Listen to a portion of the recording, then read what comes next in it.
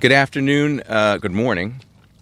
It feels like it's already mid-afternoon, but good morning and thank you all for coming. I'm Attorney General Ulrich Schneiderman. I'm here today to discuss the results of an interim report that has been issued by my Charities Bureau in the wake of the recovery efforts after Superstorm Sandy. First, let me take a minute to thank the people who are here with me today. Lighthall, who in addition to being the manager of the Breezy Point Cooperatives is a homeowner who will talk about the impact of the storm on this neighborhood. Senator Joseph Addabbo, a former colleague of mine in the Senate and a tireless advocate in Albany and on the ground here for the communities that were hit very hard. He recently passed a bill which was sponsored in the Assembly by Assemblymember Goldfeder to cut some of the red tape that was slowing down the channels of funding, and I think the governor just signed it last week, so congratulations on that. And Councilmember Ulrich, he represents one of the council districts that was hit the hardest by the superstorm and has been a strong voice for the residents of Breezy Point and the Rockaways in general.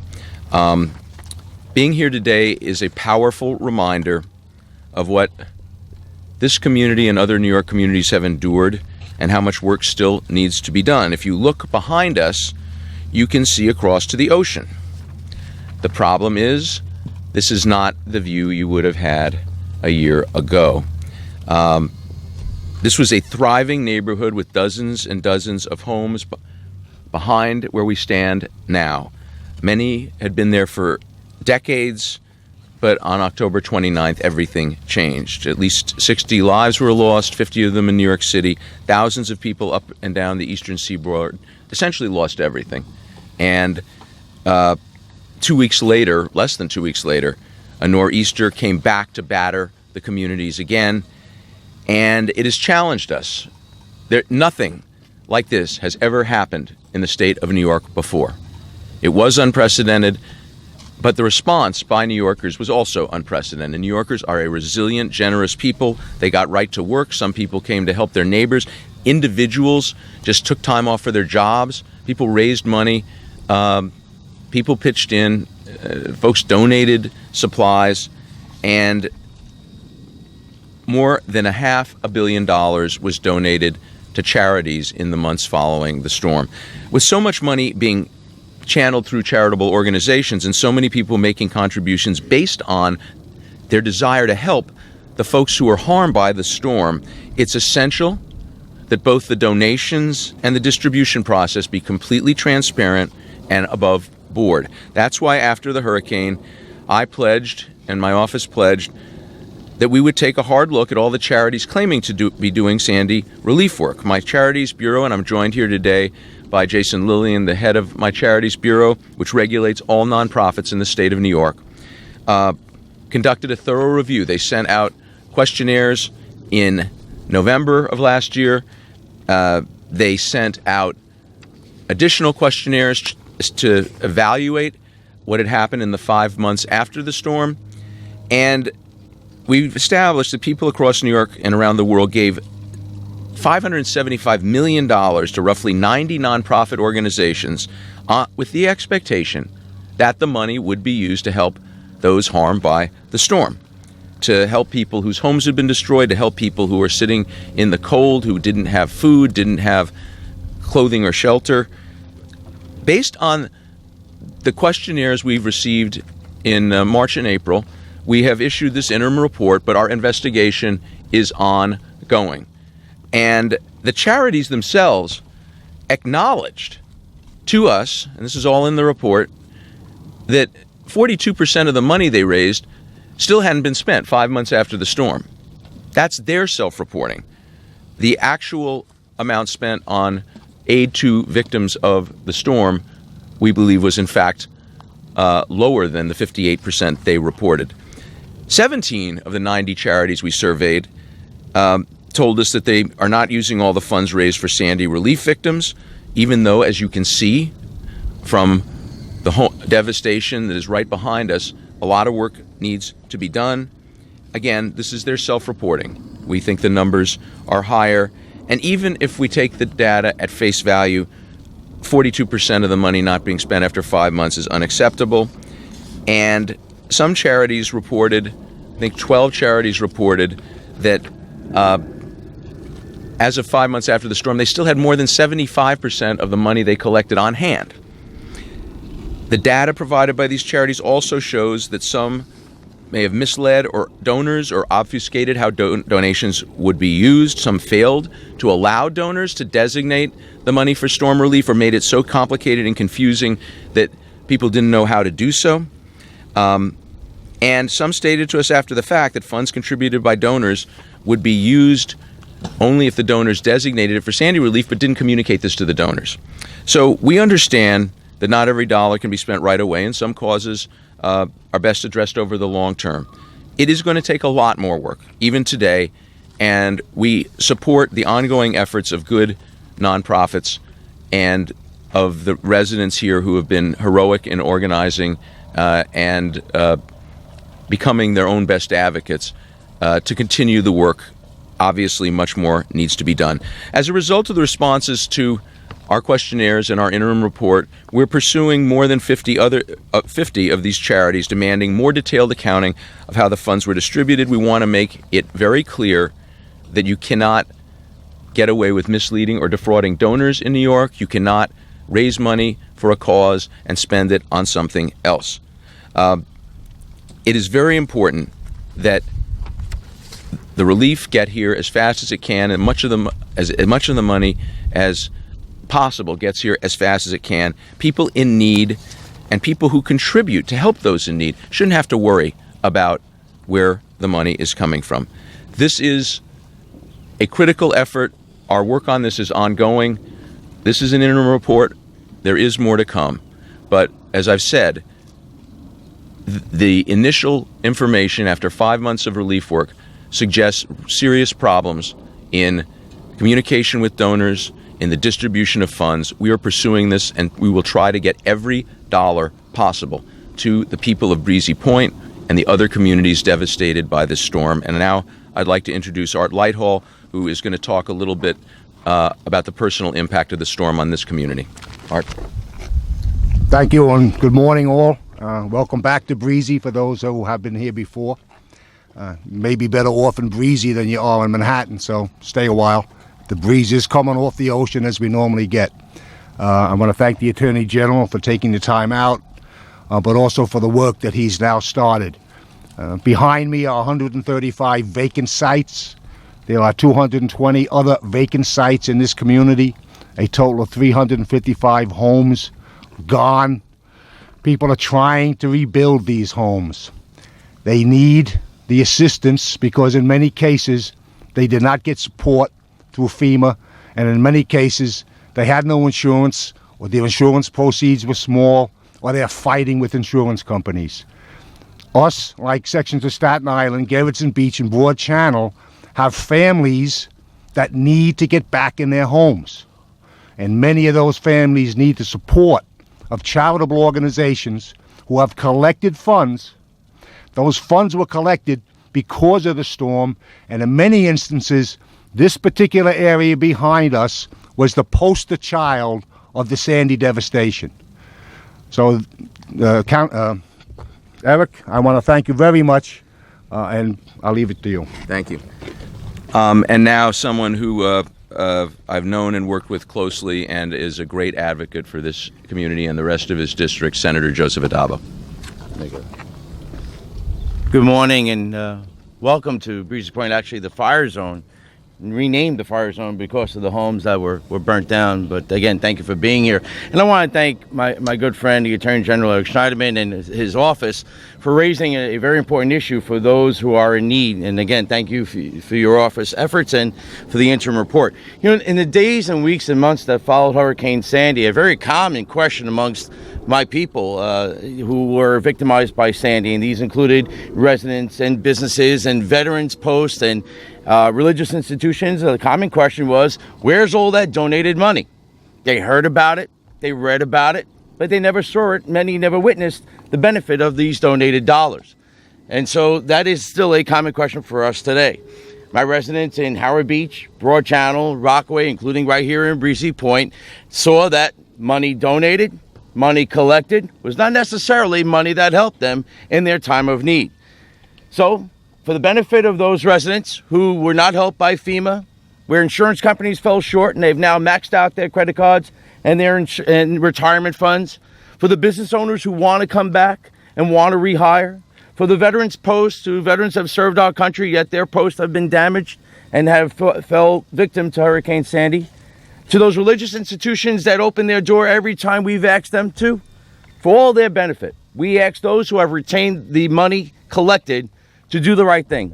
Get the money out to the intended beneficiaries, which are the victims of Hurricane Sandy. Thank you very much. And I want to thank, once again, our Attorney General Ulrich Schneiderman for the great work him and his office have done, and I look forward to working with them. Thank you. Thank you. Thank you, Senator. And now a great advocate for this community and the rest of his district, Councilmember Eric Ulrich. Thank you. Thank you very much, and good morning.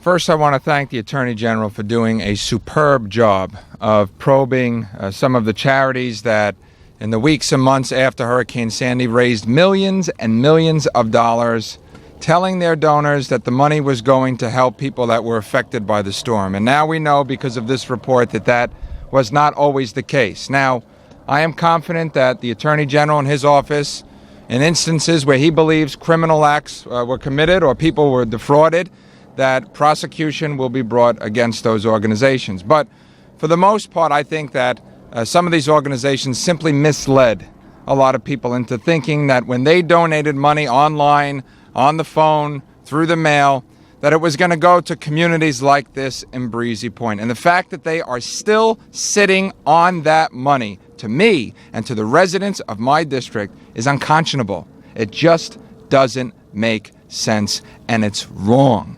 It's wrong to take advantage of innocent people. It's wrong to take advantage of people who are in their greatest time of need.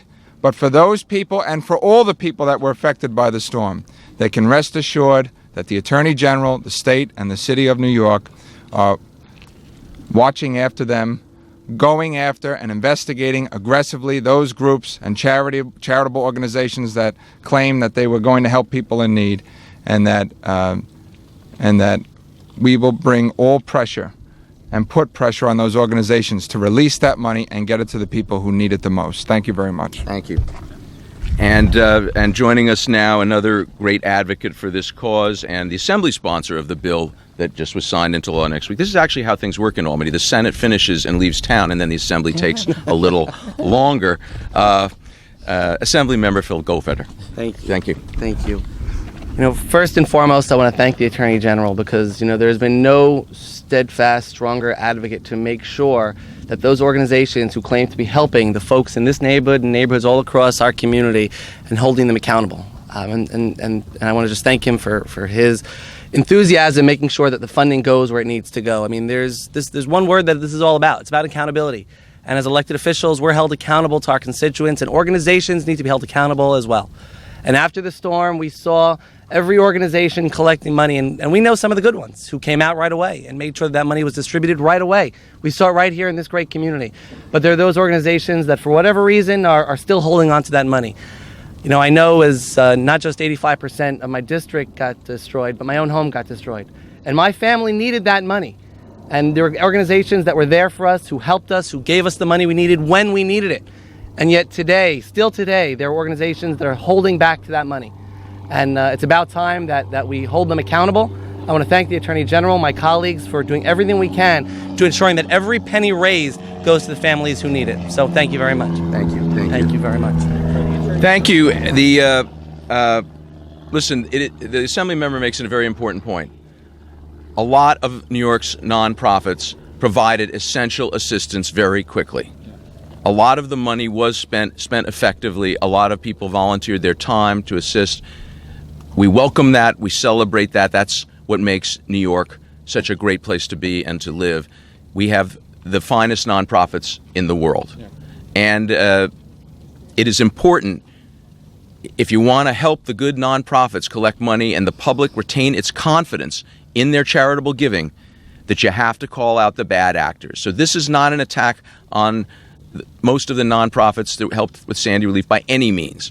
We're just making sure that New Yorkers who give money to help those in need have confidence that money is going where they intend it to go, and not being used for some other purpose, not being used to pay fixed costs or overhead or salaries or for buildings that the charity would have paid for anyway.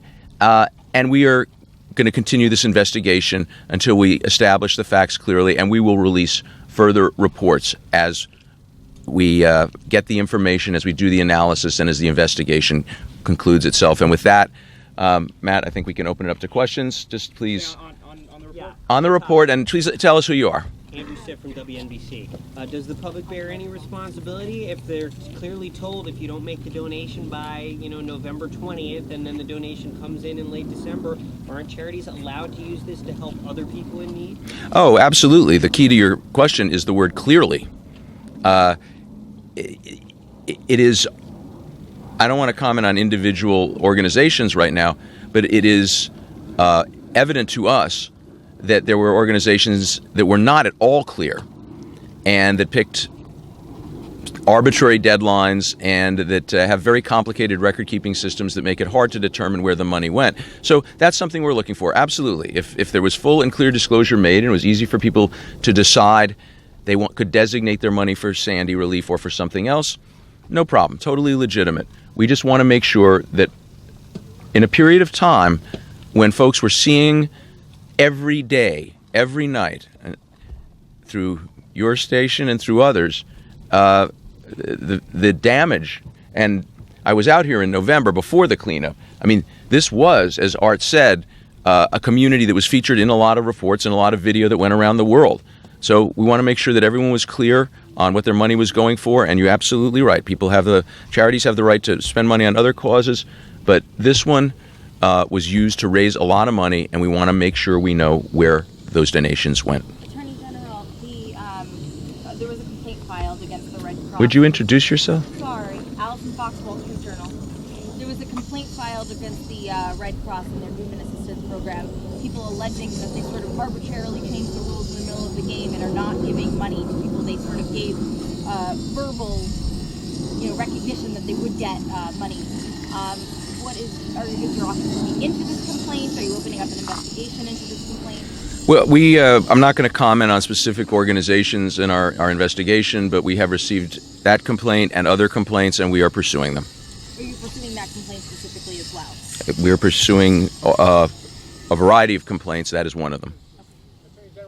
Attorney General? You guys got to get with the program. Who are you? Thank you. Oh, hi. What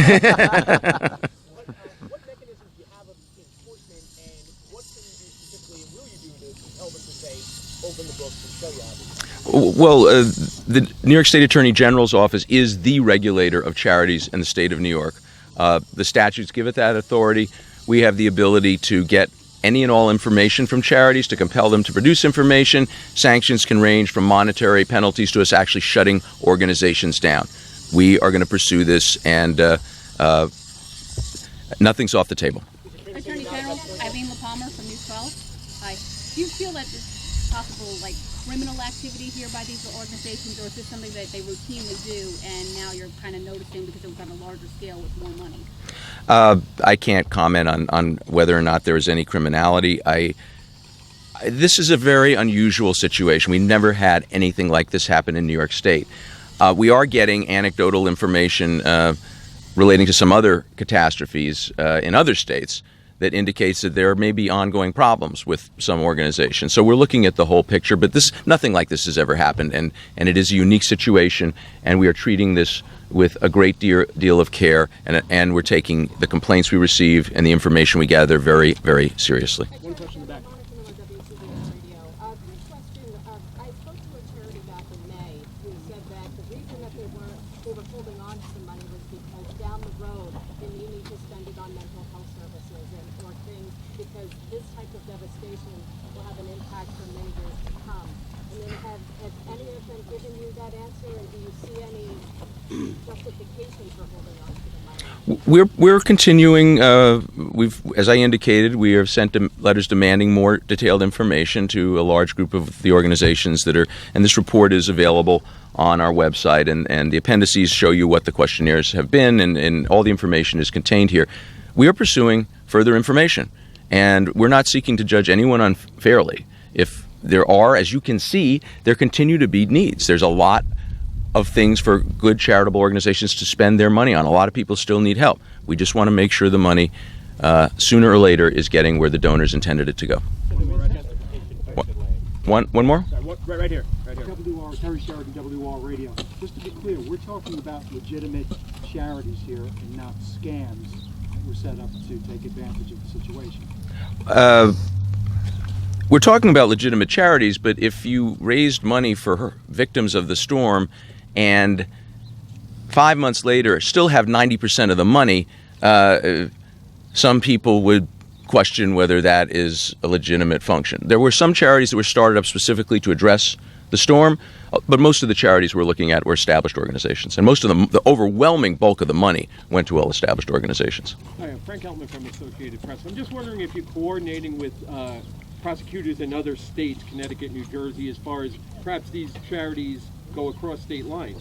That is one of the complicating factors here, because particularly in New Jersey, there's money spent in a variety of places, and it also, in many cases, deals with multiple jurisdictions. It's not just the states, but the local governments. New York City has more centralized information. They have crisis management, and we have a much stronger infrastructure for dealing with catastrophes than any other part of the state. The local communities in Nassau, Suffolk County, along the Jersey Shore, it gets much more complicated. But that's one of the factors in our investigation. We're looking at the overall picture. And again, if a charity says, we spend a lot of this money for hurricane relief and for Superstorm Sandy relief and for food and clothing and helping people rebuild their homes, and most of it happened to go to New Jersey, we're not seeking to hurt the people of New Jersey. We just want to make sure everyone who donated the money has confidence it goes to the right place. And in the future, that charities do the right thing. We've just passed a bill with the help of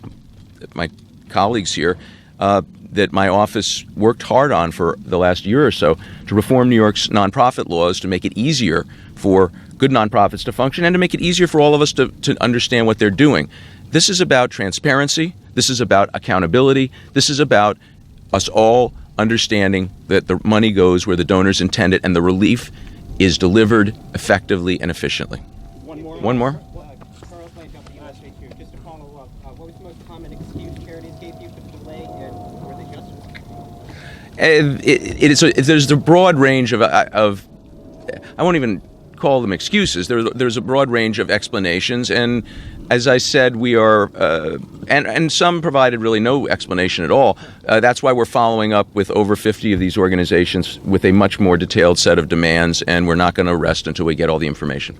So, thank you very much. Thank you, brother. Brother.